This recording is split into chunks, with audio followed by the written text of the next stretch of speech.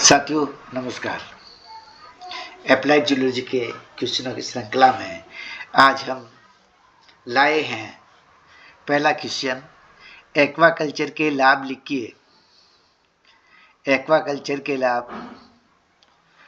Aquaculture में मछलियों को उतले जल में पाला जाता है, इसलिए इन्हें यहाँ से पकड़ना आसान कार्य है।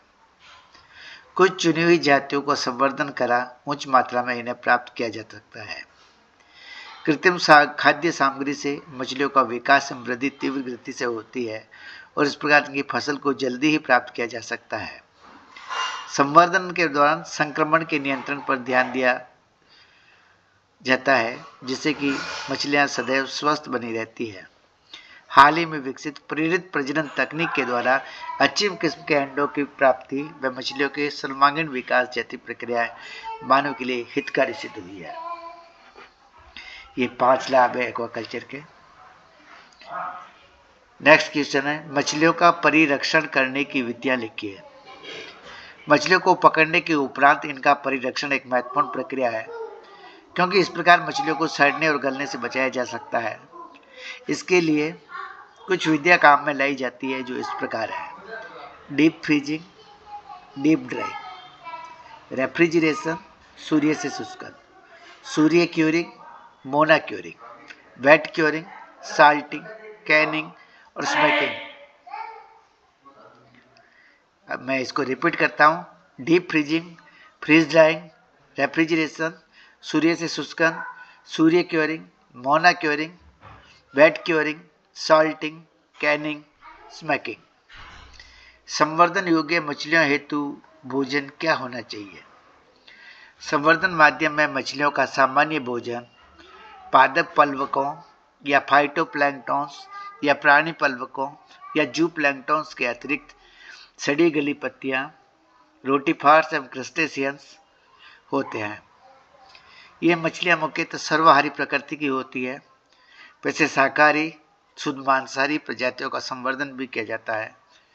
तालाबों के पैंदे की मिट्टी मछलियों के संवर्धन में महत्वपूर्ण भूमिका निभाती है। वह मिट्टी जिसका खनिजीकरण आसानी से हो सके तथा लंबे समय तक ये पोषण को धीमी मात्रा में निर्मुक्त कर सके, उत्तम संवर्धन माध्यम बनाती है। मिट्टी का उपजाऊपन बनाए रखने के लिए इसमें उर्वरक डाले जाते हैं, जो 2 किस्मों के होते हैं: अकार्बनिक उर्वरक और कार्बनिक उर्वरक। मछलियों को पकड़ने की विधियां लिखिए। मछलियों के आकार और वास स्थान के अनुरूप इन्हें पकड़ने के लिए साधनों का चुनाव किया जाता है। मछलियों को पकड़ने का सबसे पुराना तरीका तो भाले एवं पत्थरों का प्रयोग होता है।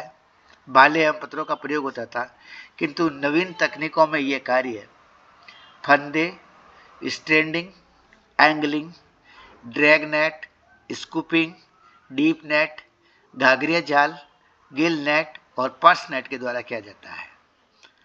मैं रिपीट करता हूं इनको: फंदे, stranding, angling, drag net, scooping, dip net, घाघरिया जाल, गिल नेट और पर्स नेट। मत्स्य फार्म पर टिप्पणी लिखिए। वर्तमान में मत्स्य पालन लाभ अर्जित करने का एक व्यवसाय बन गया है। इसका निर्माण, रख रखाव पूर्व तकनीकों पर आधारित और वैज्ञानिक आधार पर किया जाता है। अनेक वातावरणीय कारक, ताप, प्रकाश, वर्षा, जलधाराएं, जल की आविलता, रोग, प्रदूषकता, पीएच, जल की कठोरता, लवणता, जल में घुलित ऑक्सीजन की मात्रा आदि भी मत्स्य पालन पर प्रभाव दर्शाते हैं। तापक्रम व प्रकाश की उचित मात्रा तो अत्यंत महत्वपूर्ण होती ही है। मछलियां क्रांतिक तापक्रम के नीचे प्रजनन करने में असमर्थ रहती है। यह तापक्रम विभिन्न जातियों के लिए भिन्न भिन्न होता है। जय हिंद, जय भारत। आज का वीडियो यहीं समाप्त होता है।